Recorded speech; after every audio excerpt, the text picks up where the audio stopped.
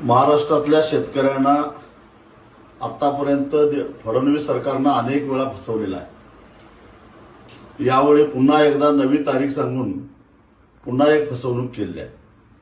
November महिन्यामध्ये नागपूरमध्ये 2 दिवस राष्ट्रीय महामार्ग रोखून धरून अगदी हायकोर्टानं आदेश देऊन सुद्धा शेतकरी मागे हटलेले नव्हते आणि त्यावेळी कुठं लाजत सरकारनं 30 जूनच्या आत आम्ही कर्जमाफी करू अशा प्रकारचं आश्वासन दिलं, तशी घोषणा केली। पण पुन्हा एकदा सरकारनं आपला रंग दाखवला आणि आता 5 जुलैनंतर त्याची प्रक्रिया सुरू होईल अशा प्रकारची घोषणा कृषी मंत्र्यांनी विधिमंडळामध्ये केलेली आहे।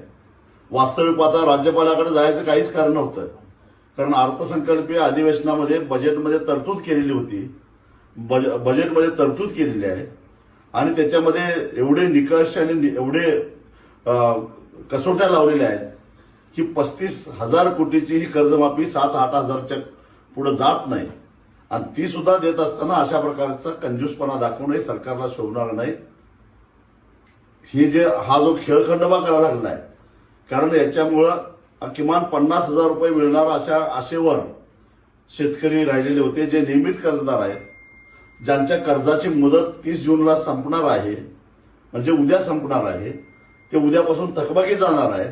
त्यांनी असं नियोजन करून ठेवलेलं होतं की किमान 50,000 आपल्या अकाउंटला जमा होतील आणि उरलेले पैसे आपण कर्जाचे भरायचे, असं नियोजन ज्यांनी केलेलं होतं ते आता पुन्हा कर्जबाजारी होणार आहे आणि अशा प्रकारे शेतकऱ्यांच्या भावनेशी खेळण्याचा काही एक अधिकार सरकारला नव्हता।